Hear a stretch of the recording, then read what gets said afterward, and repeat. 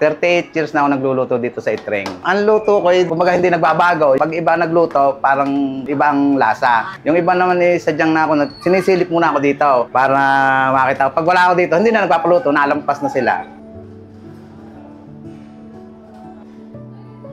Itreng Special Lomi dito sa palengke ng Lipa.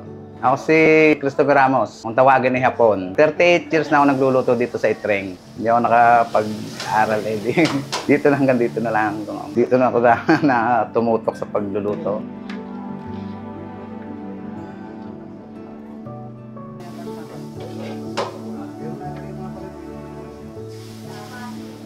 Sa kanilang mga lumi, maraming nilalagay kung ano-ano, mga pampasarap. Sa akin wala kang nilalagay na bitchin at saka kaunting suka lang. Pati bitchin kaunting suka, yun lang, wala nang iba. Walang iba.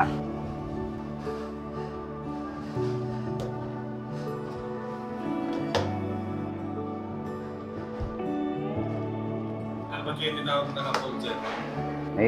Dati ako'y mataba na punggo ako. Tapos ganyan ang mata ko dati, singkit. Yung kaya tinawag ako ng Hapon. Hanggang sa hinapon ako ng hinapon.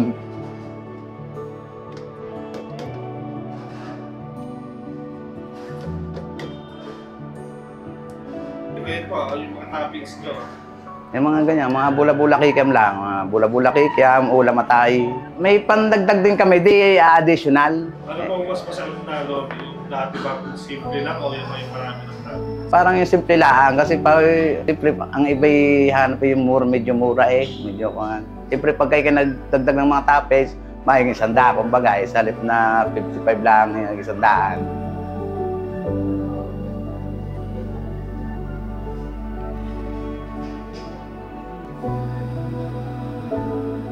Pero mahirap na yung ganito trabaho. Mahirap din. Lalo pagka marami, yung sabay-sabay, yung iba't iba pati. Yung may mga tamis anghang, kung ano-anong mga pinagkukuhan, iba-iba. Kaya mahirap din yung magluto. Darang ka dito sa tuyo.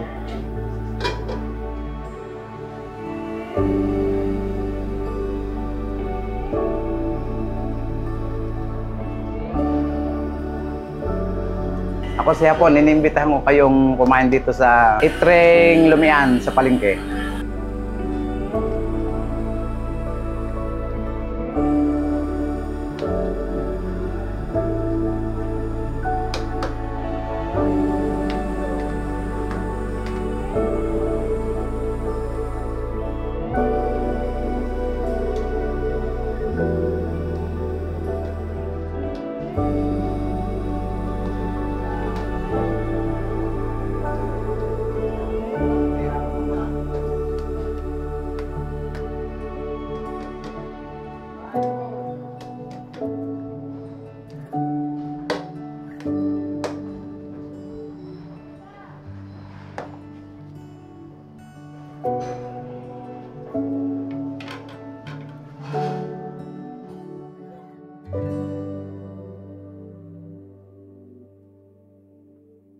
Ako nga pala si Harold Burgos, may-ari ng Itreng Lumian sa palengke ng Lipa.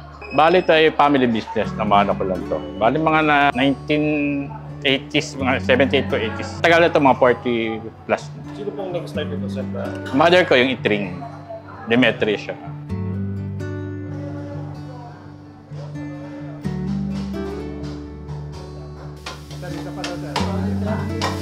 Ano pong bestseller po?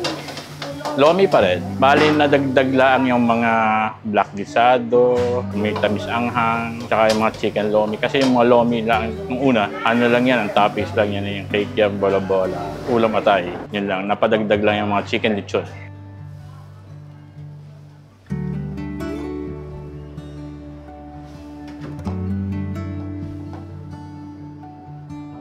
Ano yung pinagkaiba yung sa mga lumian dito?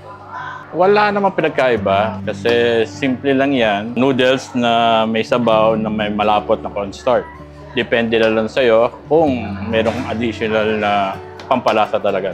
Tapos ang mga toppings na nauso ngayon, na kanya-kanyang toppings iba-iba kung mapapansin niya.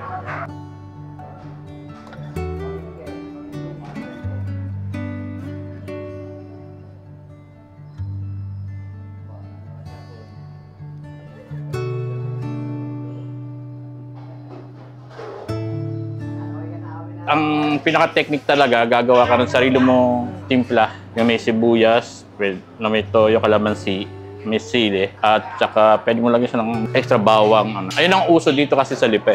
Hindi ka makakakain ng lomi kung wala kang timpla.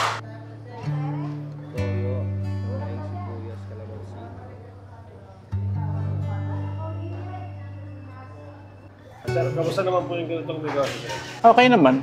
Ang tagal namin itong negosyo. Medyo ngayon lang, medyo maraming kalaban. May kanya-kanya na eh. May mga kanya-kanyang toppings. Yung ang sabi ko sa'yo, na bago. Merong lechon, merong mga overload, may mga chicken.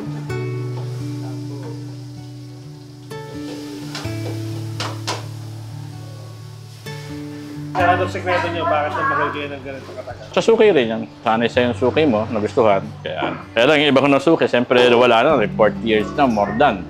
Siyempre, yung iba kong mga suki na nag-ibang lugar, namatay na, hindi naman sa ano. Yung mga suki ng aking mother pa. Ngayon lang, mga, siyempre, yung napapadagdag, kaya lang, maraming kalaban ngayon.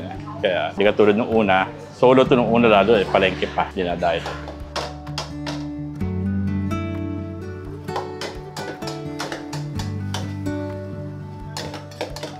Papasalamat ako sa mga naging customer ko, mga suki dito sa Itring, Lumian, sa palengke ng Lipa. Kung gusto nyo naman, dayuhin ito, madali naman itong makita. Punta lang kayo sa palengke ng Lipa, dito sa Lipa City. At hanapin nyo lang Itring, Lumian sa palengke.